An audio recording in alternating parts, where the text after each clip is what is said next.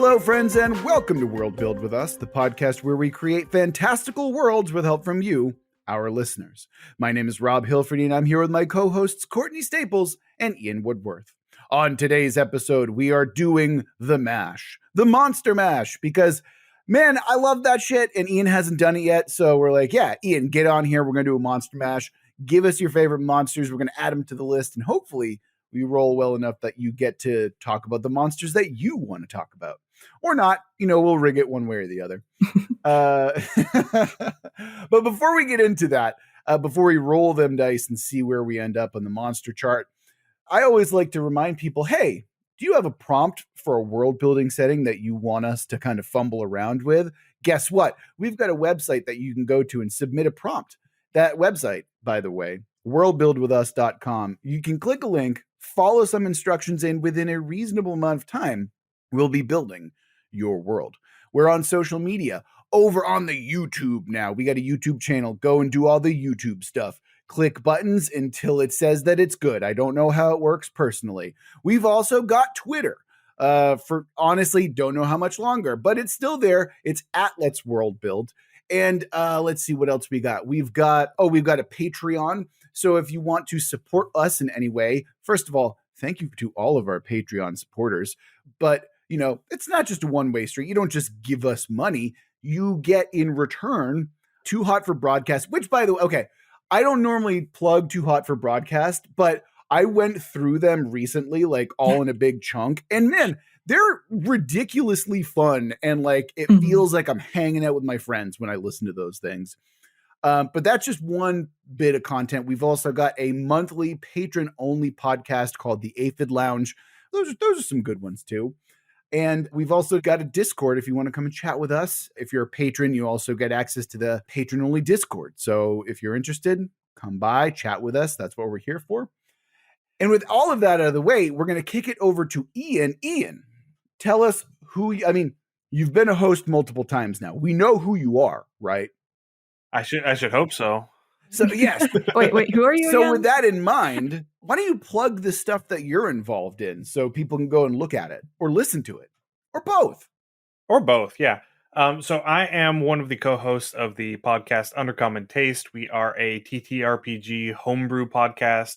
We go through various monster lore, trying to bring some of the older D&D stuff up to 5th edition, trying to bring in real-life mythology into your game. We've been recently doing a whole series on North American cryptids. Hell yeah. The most recent episode at time of recording would be our episode on the Mothman and the Jersey Devil. Ooh. So we are on all podcast aggregators. We are on YouTube. Just search Undercommon Taste. We are also on the flaming wreckage of Twitter at UCT Homebrew. So one bit of advice that I would have is to watch out for the bridge. If you're doing something on the Mothman, just look out for the bridge. That's all I'm going to have to say about that. All right. Well, thank you again for joining us today, Ian. We always have a blast with you. And again, the way that Monster Mash works, we have a list of monsters that we've all provided. Many of them are our favorites. Well, actually, all of them are our favorites. That's kind of how it works. But we've got a list of monsters. We're going to roll a die to see which monster we're going to be focusing on. Then we roll for all sorts of different genres and scenarios, and we have to recontextualize that monster within the context of the stuff that we roll. Now, we're just going to roll right into it. So we're going to roll that die, and our monster that we're working with this time is... Oh, baby, that's a nat 20, which means that Ian, okay, not rigged, but we are in fact doing one of Ian's monsters. So we've got the Kelpie.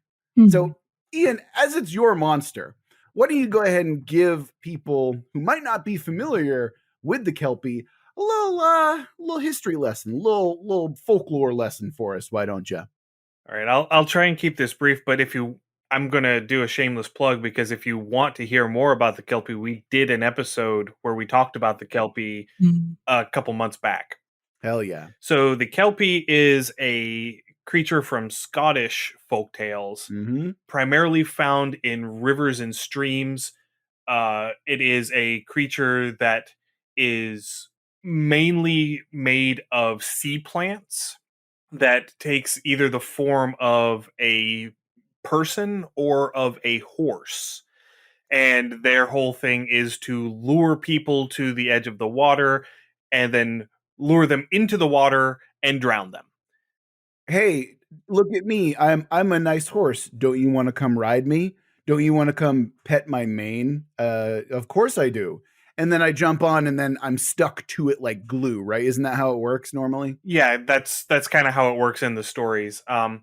And there's a lot of early Christian mythology surrounding it, of saints casting out kelpies. Ooh. There's a whole thing about if you can get a bridle and harness that has been sanctified onto a kelpie, it is bound in its horse form, and it is bound to your will until it is able Mm. to get away, which never ends well for the person who binds it. Yeah. Can imagine. Yeah. Understandably. Yeah.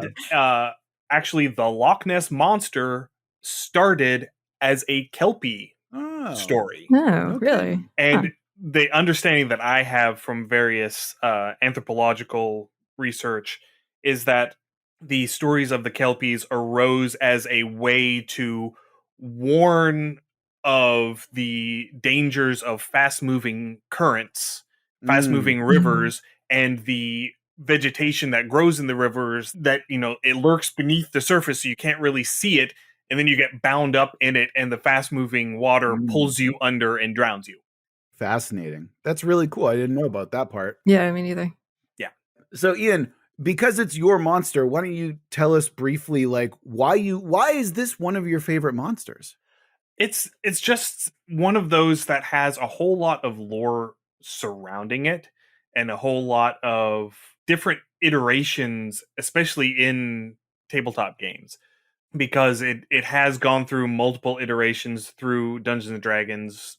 From edition to edition, it changes a Mhm. lot. And it's one that I think doesn't get enough love because Mm. it is very versatile in what you can do with it. And it ends up most of the time just becoming this random encounter in a body of water where they try and charm somebody into the water to drown them, and it doesn't have a whole lot more beyond that. Mhm. And so I just like playing with the concepts, the folklore elements of it, in order to bring out a little bit more flavor to it. Well, Mhm. hopefully we're going to be able to do that today with this episode. Hopefully we get to show off the breadth and interesting nature of the Kelpie with this Monster Mash. So let's go ahead and do our first roll. Let's see what genre we're going to be kind of updating or melding the Kelpie into. And the genre that we're going to be taking the Kelpie into is that's going to be paranormal romance. Mm. Oh boy, that's going to be a really fun one. That's appropriate. Yeah, I very. completely agree. Yes. So the Mhm. theme that we're going to be dealing with within this paranormal romance is going to be invasion. Okay. So Ian, we've got Yes. invasion story. We've got Kelpies. We've got paranormal romance. Please explain to me the horse girl love that is that is Kelpie during the wartime, I guess. So yeah, start us off. We got paranormal romance. What are we looking at here, Ian? So I'm almost seeing this. We can almost make this sort of like a historical paranormal romance, and do this as maybe the invasion is not a military invasion, Mm, but the invasion is early Christianity coming yeah, into this pagan Mm. area. Mhm. I had that in mind as well. That's an interesting one. So in this regard, then, do you see like the Kelpie as a sort of like symbol for pagan religions or something like that? So like embracing the Kelpie is embracing this older religion? Um, Potentially, it could be. Let's see here. I'm trying to work it out in my head here. Mm. Um, I mean, if you guys have anything, go ahead and throw it out. Yeah. So yeah, why don't we hear from Courtney? Courtney, you were never a horse girl, as far as I know. So maybe you can, like tell us what you're thinking about this type of thing over here. Yeah, no, I was never into horses. But it's kind of funny that you went right into like early Christianity and that sort of thing, because I think the association for me with paranormal romance is like a more modern tale. Um, I'm not entirely sure where to go with it, but just picturing like something about maybe a Kelpie like entity who's been tasked with perhaps seducing and offing someone Ooh. else, but instead they end up falling in love, sort of like a Romeo and Juliet tragic love story type thing. Oh, I really love that, actually. That's good. And that actually does play into some of the Kelpie lore, because especially predominantly you see Kelpies portrayed as feminine in most of the stories, but there are stories with male Kelpies, and they will take a human form and they will go and they will entice individuals and they will seduce them. And there are instances where, you know, if you can gain the love of a Kelpie, it will turn them away from their insidious nature. Oh, interesting. So we could technically have, like, if we wanted to go good Christian route, then you could have the love of this person redeems the Kelpie in the eyes of the Lord, or something like that. Or we could have a straight up bodice ripper romance that involves a Kelpie, a sexy, sexy Kelpie horseman or something like that as well. Like I'm thinking like a blacksmith who has the apron on but no shirt underneath, like that's the cover, but it's also a horseman. So that's where my brain is going. Please stop these intrusive thoughts and someone else guide us in the right direction here. I mean, I'm all for a bodice ripper. I'm cool with that direction if we want to go that way and just like go all in on the paranormal romance here. I'm okay with that. I also love Ian's, like forbidden love angle where there is like the denial of the self that is like repressive church thought or something like that. But if we're talking like early Christianity, then we're looking at like in Scotland, what is that, like 1100s, Ian? Is that correct? Or it because it would have been pre-Norman invasion, so that would be like mid to late 900s. Yeah, okay. So I wasn't too far off, just 200 years, no big deal. Nothing ever happens in 200 years. Never. Okay. Oh, or we can. Okay. Hold on. Wait. This is going to sound really dumb. Maybe we can set it during the time of Macbeth, and we can just have Macbeth, but with a Kelpie and like sexy horse people, or romance or something like that going on. I'm just tossing it out there. Again, terrible idea, but I kind of want to run with it a little bit. Just a little bit. I'm all for that. Just make it sexy. Let's do it. Okay, but in earnestness now, right? Like let's take this idea. I love the idea that we have right now where the conflict, the invasion is Christianity into heathen or pagan lands, right? And so again, I'm under the assumption that the Kelpie represents the pagan land. So there's an attempt to paganize the invading Christian force in some way, right? Is that the direction that we want to go to? Or can we somehow make the Kelpie Christian? I don't know how you would do that, because again, Kelpies to me represent something wild and deliberately, like nature related rather than of the Lord, I mean, it could ultimately resolve in the Kelpie, casting off their ability to shapeshift, casting off their natural, if you will, form to take on this humanoid form permanently.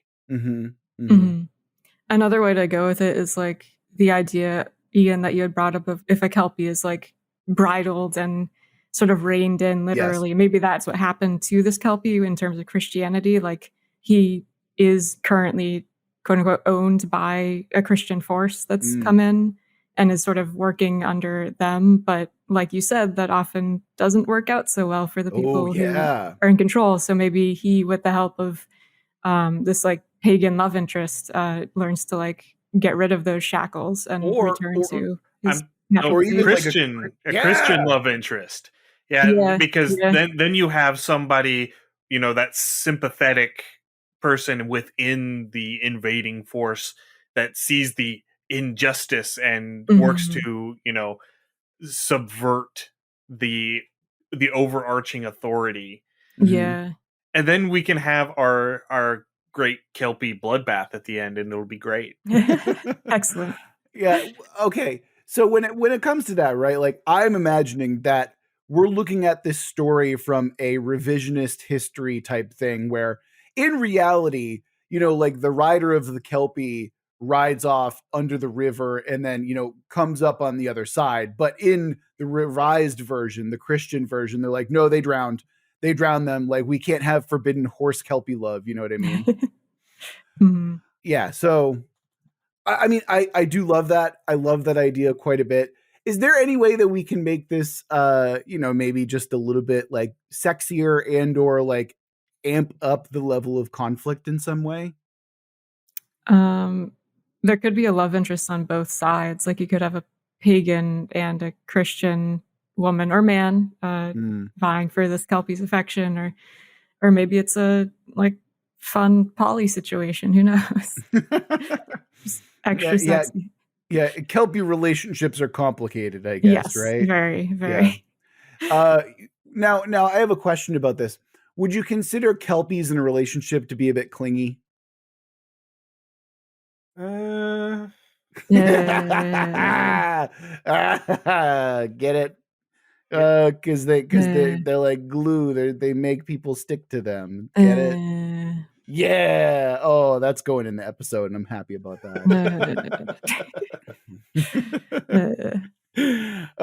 Okay, I was at my most powerful with the extended silence that you gave me as well. I hope you recognize that.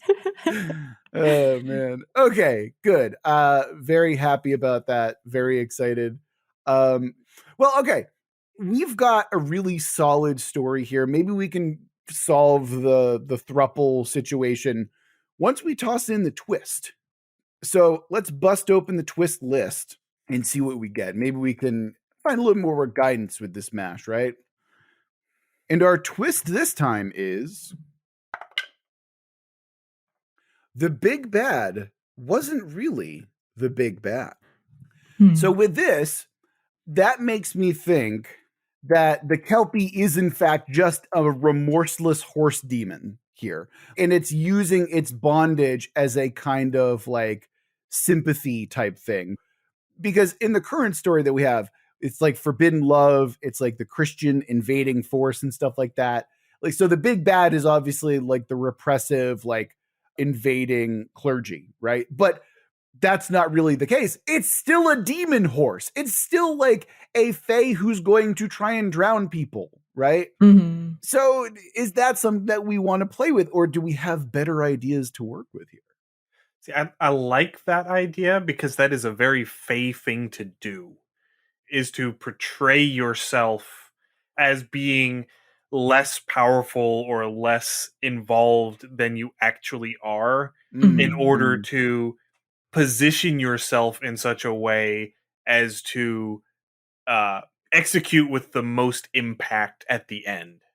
And you had kind of hinted before about some sort of bloodbath at the end, and yeah, I'm imagining that that's going to be like far more than we could anticipate based on this Kelpie kind of masking their power for so long. Okay, can I give you the horror scenario? Because this has gone from paranormal romance to paranormal romance horror in my brain. Okay, imagine that you are the lover of this Kelpie. You finally unbridle them. You're like, I set you free. I finally have the opportunity to do so. You mount the Kelpie, not in a sexy way. You mount the Kelpie, and then you are stuck to it as it commits horrible war crimes against you and your loved ones. Come on, tell me that's not horrifying, right? No, that's appropriate. That is because fae aren't nice. No. Especially if you piss them off. You know Right. what I know about Fae, all right? One, you never accept their food or drink, all right? You never accept their favors, and you never want to bind them against their will. That's what I know about Fae for certain. Absolutely, yeah. Yeah. And I mean, it could also be like this Kelpie, even though he loves this love interest in some way, like there's still that resentment. Like you're part of this invading group, and you didn't just free me. Like you could have freed me at some point, at risk to yourself, granted, but you didn't. So you're gonna be part of this bloodbath too. As a symbol of my love, I will kill you last. Yeah. Okay. And I imagine, right? Like, I love the nuance that you're suggesting here, Courtney, in that, you know, like there were opportunities where you could have let me go at any time. Yeah. Right? Like it did not have to be this way. And then like the Kelpie had to suffer some horrendous misdeed on the part of the Christians for the love interest to finally be like, okay, I'll set you free. Right. When the Kelpie's like, you went way too far. You let it go too far. You could have let me go and I would have walked away from this whole situation because I genuinely did love you. And now you're going to come with me, right? Like as this kind of like, fuck you, free me type of attitude that it would have. Yeah, like, yeah, you're right. Maybe it's not even that he necessarily kills her, but that he's going to basically use her to move around more freely in Christian lands now that he has this Christian quote unquote ally, and he can sort of get around easier and commit further atrocities.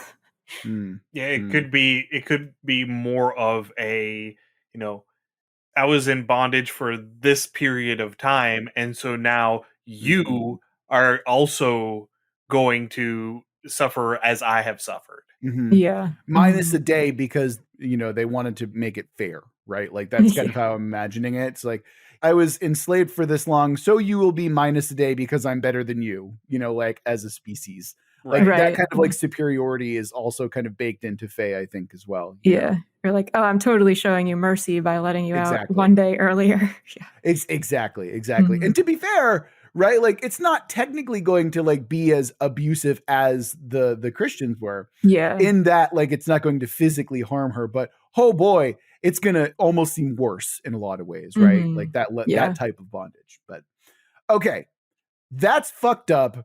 That's the type of amazingly awful like love story that I'm into, especially when it comes to Fae. Like, I like that it goes from, you know, like bodice ripper, like kind of romantic to straight up horror show after a while. That's fun to me. I'm also getting like the witch aesthetics for some reason in my brain, you know? I like the movie, you mean? Yeah, the movie. Yes, apologies. Yeah, like that very like gray, bleak kind of feel. Very dark, you know, like very naturalistic lighting, stuff like that. Yeah, absolutely. Yeah. Oof. Okay, that's just one way that we can take the Kelpie, right? That's just one situation that we can set up. And like realistically, you can hang adventure hooks on either end of that, right? So you can have that just be the background to the adventures, like, yo, you got to go fucking kill this Kelpie. Or it can be, you know, you can watch it play out to a certain extent, that kind of thing. Or it can be like, we really need you to save this woman, you know, like that kind of thing. And who that woman is, the rider, you know, like their importance or their role in society might drastically change what that kind of adventure looks like. If it's a princess or like, you know, someone who is the daughter of someone very important, then yeah, like maybe it's going to be a little bit different. Like, oh, it's a peasant. You just let him die. Who cares? You know what I mean? Or the adventure that I'm seeing is, you know, this town, we haven't seen anybody from that town come in for the last week or so. So they send people out to investigate and they find a town full of people who have been drowned on dry land. Yeah. And so now they have to figure out what did it, where it went, and all of that. Yeah, I like that a lot. It reminds me of like a kind of The Witcher sort of investigation. That sort of vibe. Yeah.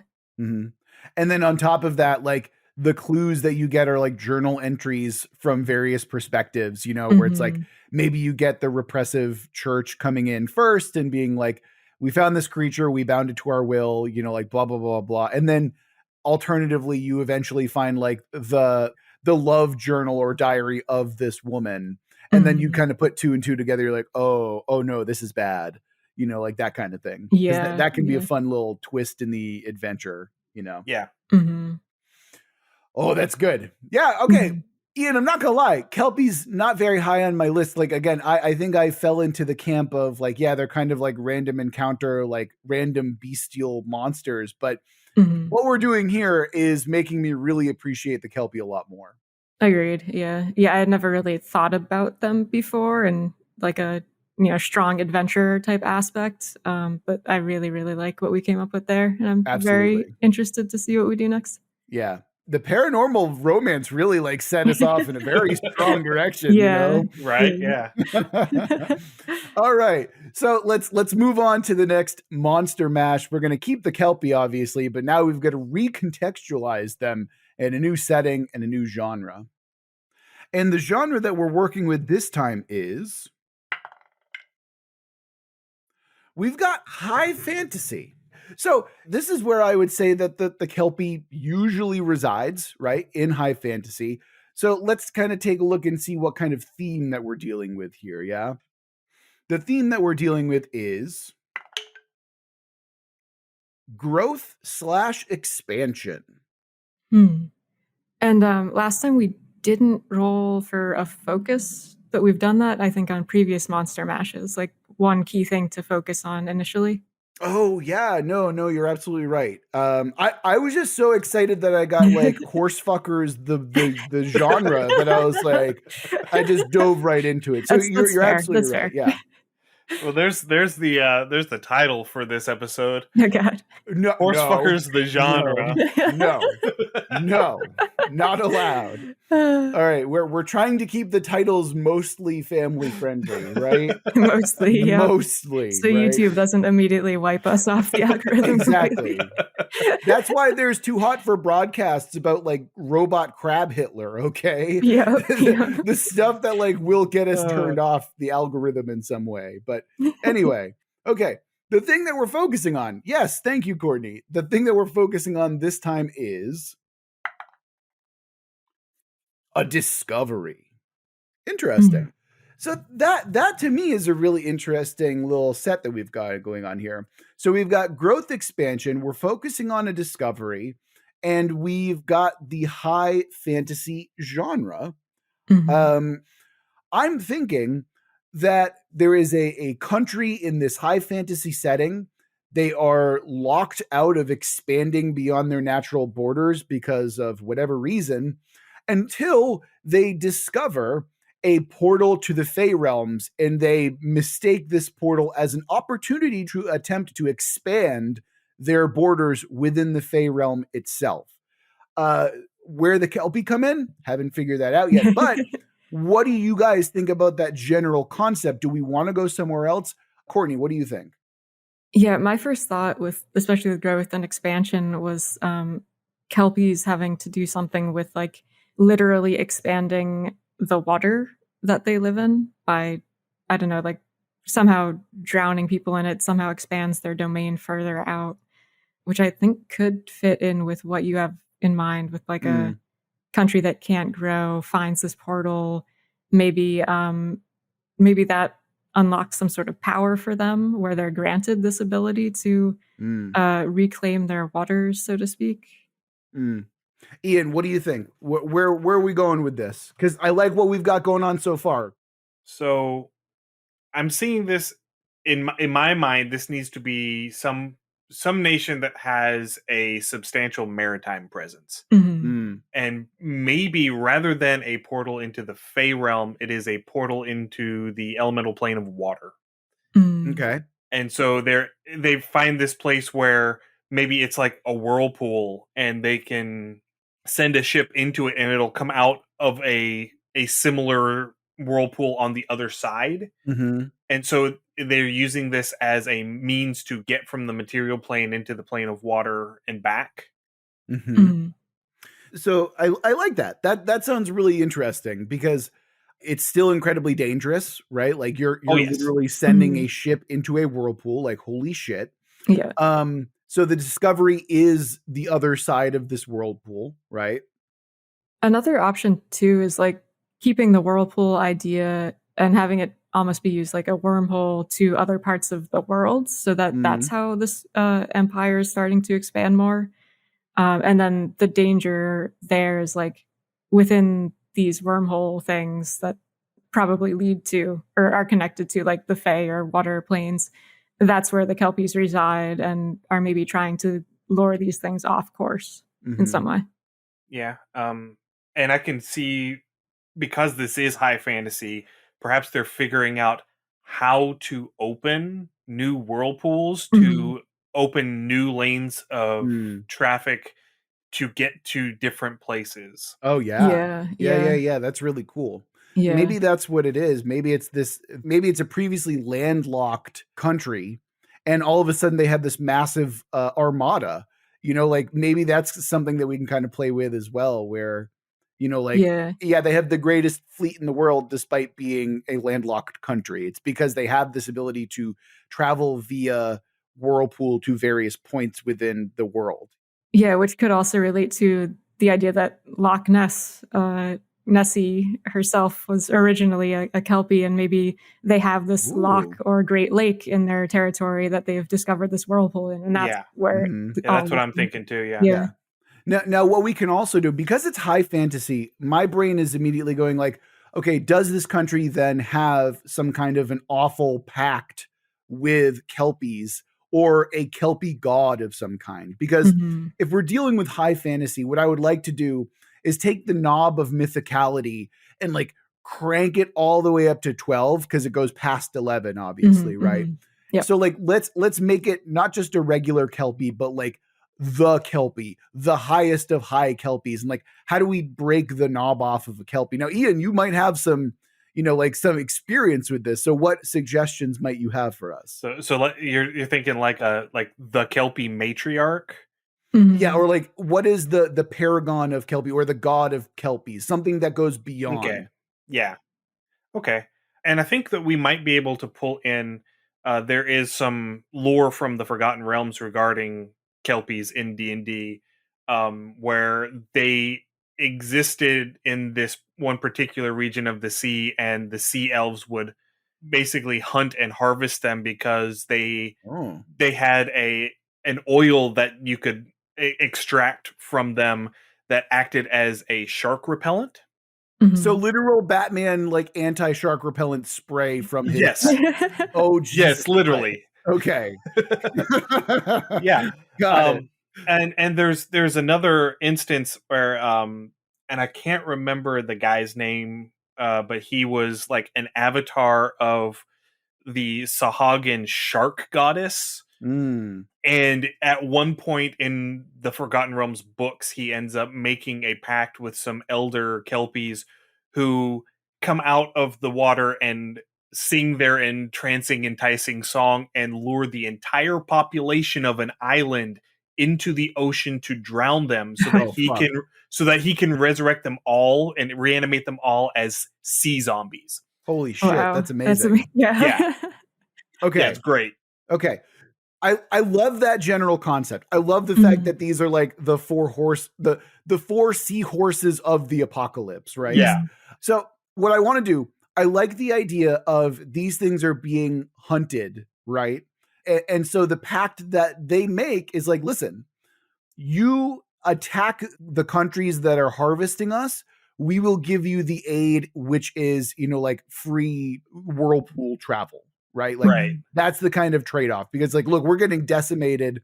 And then, so I love the idea that landlocked nation that is probably really small suddenly becomes a world player based on this Fae pacted like deal that they make with the Kelpie. And that to me, I don't know, that sounds pretty fucking cool. Like that sounds really fun. Yeah. And that would be a massive equalizer. If you have this tiny landlocked nation that, they've found this lock that has this whirlpool, they may not be able to build very many ships because they may just not have the resources to construct ships. But they only need a small handful of ships. Right. Send them through this whirlpool. They pop out within a day or two's sail of a major port city of their biggest coastal rival, right? And these Kelpies that they've made a bargain with come out and they start singing their song and they lure all the defenders Oh of yeah. this town out into the ocean. And so this small fleet is able to take this major port city basically uncontested. Yeah. Mm-hmm. And okay, I've had this idea in my head for a while now. I don't remember where it originated, but I've had this scene in my head, and it has to do with the kind of underwater zombies that you're talking about, right? Right. So why don't necromancers use like zombies and or skeletons more often for like attacking from the ocean, right? They don't need to breathe. They can travel underwater, no problem. If you put armor on them, right? They can literally just walk across the bottom of this thing. So I'm imagining in my brain this scene where you see like a lonely boat just kind of like bobbing on the waves, and like there's a singular necromancer on there, and then from the tides walk this army of undead onto the shore, right? Like silently, maybe with some glowing eyes if you really wanted to amp up the tension, or so like all of a sudden the sea looks like it's glowing, like all these little dots and stuff like that, and Yeah. then from that like walk massive armies of undead soldiers, right? And I can also, playing on the cinematics of this, all of these people are coming down to the water's edge to look in because it looks like just some sort of natural bioluminescent phenomenon. Yeah. And they're all, ooh, look how pretty it is.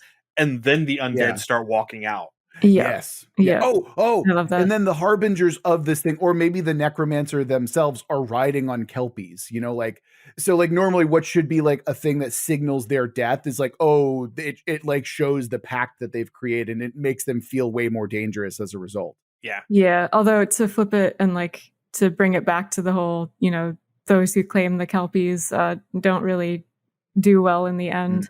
Like I'm imagining that Kelpie god or matriarch in that lake or loch was perhaps held there or imprisoned there long ago, and this is their attempt to get out into the world again and like take over again. So ultimately, like she is going to have her revenge on all of humanity, including the ones that she just allied with. Oh yeah. It's what does Benny from the 1999 classic Brendan Fraser vehicle, The Mummy, say in that movie? Better to be at the right hand of the devil than in his path, right? Like, come on, like you're a tiny landlocked nation grasping for power. You're gonna reach out to the Fae, arch Kelpie that are gonna offer it to you. Yeah. I mean, as long as you're desperate enough, anyway. I don't know. Right. Yeah. This is giving me a lot of vibes of one of the D&D gods or goddesses, Umberly, who is referred to as the sea bitch. Okay. because her whole thing is that she's an evil god of the seas and storms, and she imparts her wrath upon those who do not pay her proper tribute and travel upon her seas. So that's kind of her whole thing. Yeah, no, I actually one of the gods that I made for a homebrew setting of mine was basically that. It's like if you don't, like pay the tithe to the sea goddess, then you're going to like encounter storms and stuff like that. Like it's one of those things. And so I can absolutely see this maritime nation that would find a way to trap this evil god that is making their lives very difficult and seal them away from the ocean where they have no influence. And then over time, this goddess is able to find a way to breach the walls of her prison, not enough to escape, but enough to allow others to facilitate her escape. Oh yeah, because that's normally what it comes down to, right? Like that's kind of the fun thing. Okay, we've got a really great we've got a solid foundation here. I love so much about this. Let's go ahead and roll the die and see what we have for a twist this time. Now add in some treachery. Okay. The very basic one, the easy one, is the Kelpies that were going to betray humanity all along, right? That's the easy thing. Can we have the treachery instead be like, look, this small landlocked nation, they were always planning on fucking over the Kelpies in some way. Absolutely, yeah. That's where my brain went. Oh, interesting. Yeah. Like they knew from the start that this was going to be their downfall unless they started preparing right away. And so they've come up with some sort of magic to hold or to kill the Kelpie matriarch in the end. Oh, yeah. Because this is a high fantasy setting, I'm almost seeing this as a from this point now with the twist, perhaps they had some scholars who found evidence of the spell which bound this Kelpie matriarch, and they were able to reverse engineer to the point where they could figure out where she was bound, where her prison is, and then they figured out, okay, this is the spell which bound her in this prison. We can redo this spell. Yeah. So we're going to, make it look like we just came upon her and found her and we broke her out, and we're going to use her as a tool to establish our superiority, and then we'll just cast the spell again and bind her back. Yeah, and cast it better this time. Yeah, obviously, this will never happen in the future. Yeah. Oh God, that's brilliant. Yeah. And then now you have like bound Kelpies who still have the ability to like create these water pathways and stuff like that, but it's like completely under the control of this particular nation, Yeah. Yeah. So like I said, Ian, really digging the Kelpies that we've got going on here, Yeah, I think that they are criminally underutilized. They have a lot of potential that people just don't dive into. Yeah. I mean, it certainly sounds that way, like based on what we're talking about here. And honestly, that's what I love about like the monster mash that we do. It's like we take, like our favorite monsters and then figure out cool ways to kind of make them more interesting, or recontextualize them in a more interesting way. Yeah. Like I said, I hadn't really given much thought to Kelpies before as like a feature in stories, but this is really fascinating and I agree. Definitely makes me wonder like what other criminally underused folklore creatures are out there that we haven't even thought about at all. Well, according to Clark, the Jiangshi is up there. That's why it's on the list. Yeah. But again, this is what I love about the Monster Mash. Like we get to explore all these monsters and make them even cooler than they already are. Yeah. Plus, like you said, like, yeah, we absolutely get to figure out cool stuff with the monsters that we might not have really otherwise looked at, Right. Like imagine if we had gotten like a sci-fi genre, how different that would look. Oh my God. Interstellar, like water horses? Yeah, absolutely. Yeah. And instead of like drowning, you just like bring them out into the vacuum of space and have them suffocate that way. Easy. Exactly. Yeah. So where do we go from here? Right? Like we've got would you consider this nation to be evil? Like I know that we had the necromancy scene and stuff like that, but that's not necessarily like canon, right? Like, do we want to give this nation a kind of more heroic bent, or do we want to make them evil? Like, is this the big bad evil nation of our new setting? What are we thinking? How are we working it here? I guess it depends on what kind of adventure you want to run. Like it could be from the point of view if you have a party that's, knights of this realm and they are the good guys and they're fighting for their land and fighting to keep the Kelpies under wraps. Or you could have it on the other side of like you could have a party of Kelpies who are trying to get their freedom and trying to like negotiate their way out of this prison that they're in. And then there could be some kind of a fun duality that you can have with it as well, where you maybe have this cast of knights or cast, I'm thinking in my brain of like the winged hussars, like from Poland. Yeah. Like that level of like, hey, this is what, like our nation used to be about. This is what represents the kind of old honor or the old guard of the world. And then on the other hand, you have like Kelpie pirate necromancers, right? Yeah. And so the people who are in the nation itself have no idea what the Kelpies are actually doing out in the world or what their navy is actually doing out in the world. So there's some level of plausible deniability where they can look to these knights that represent, to them what their nation actually is.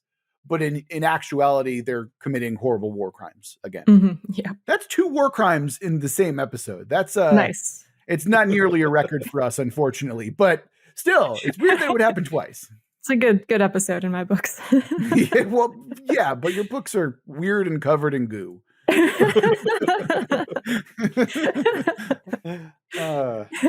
Her books are the 30% more. No, those are my books. You back off there. That's my thing, okay? Thank you very much. I've got my own technique. Oh yeah, you've got your own copyrighted goo, right? Like that's what it is. Oh man. All right. Well, again, I feel like we've really nailed it with these 2 Kelpie stories that we've created here. Ian, thank you for suggesting the Kelpie. This was really eye-opening for me in terms of like what we can actually do with this monster. Yeah, I'm really happy with what we managed to come up with. It took some directions that I wasn't really, planning on, and that's kind of the magic of the whole thing. Yeah. Was it the horse fucking? Was that the angle that you weren't expecting, or? Well, it's you, so I was expecting it the entire time. Gotcha. Yeah, I mean, it would be more surprising if you didn't bring up horse fucking, I think. True. But yes, I do agree that that this was really fun, and I like the worlds that we built out too. They just seem like interesting regions or realms that we could have adventures in, whether it's like a story or an RPG or what have you. Yeah, especially with the horse fucking. Yeah. Oh yeah, obviously, yeah. All right, yeah. So I think that's gonna do it for this monster mash with the Kelpie. So again, Ian, plug your pluggables if you would, please. You can find us on YouTube and most podcast aggregators at Undercommon Taste. You can find us on the flaming wreckage of Twitter at UCT Homebrew. We are on Patreon, patreon.com/undercommon taste. That's where our write-ups go. I'm finally starting to get back into doing write-ups again, which I'm real happy about. Ooh. We are on Itch, undercommontaste.itch.io. That's where we have our liminal horror adventure Beneath the Lake and my solo RPG Forever Home, where your home is trying to keep you warm for the rest of your life. It's just a very short life. That sounds ominous. Yeah. It's your house is actively trying to kill you. And we also have a Discord if you wanted to come over and chat with us. Absolutely. Yeah, that's going to do it for this episode of World Build with us. If you want to submit your own world, if you're like, hey, I wanted to see space kelpies, here's my prompt, you can do that. You can send in a prompt to our website, worldbuildwithus.com, where you can click a link, follow some instructions, and within a reasonable amount of time, we'll be building that very same setting. Well, something approximating that setting anyway. If you want to follow us on social media, we're on YouTube. We've got a YouTube that you should go subscribe to and click all the buttons that YouTube likes. We're also on Twitter at Let's World Build. We are also on Patreon. So if you want to come and give us money, if you're like, hey, really loved the Kelpie discussion, really loved the horse fucking, here's $5. We will reward that $5 with special bonus features like 2 episodes of horse fucking. 2 episodes for your setting. Yes, Ian. Twice the episode count, right? Of the normal thing. In addition to that, you'll get Too Hot for Broadcast, which I'm sure something from this episode is getting put on there. Not sure what. And then on top of that, you've got the Aphid Lounge, a special patron-only Discord chat. And by the way, we're also on Discord. So come join us and chat with us more directly there. Again, big shout out to all of our patrons. We deeply appreciate you. We'd smooch you on the lips if it weren't gross and illegal. And also, we're a podcast, so like that, there's the whole like conceptual. Anyway, that's going to do it for this episode of World Build with us. Remember that we love you very much. We're going to get through this together. Until next week.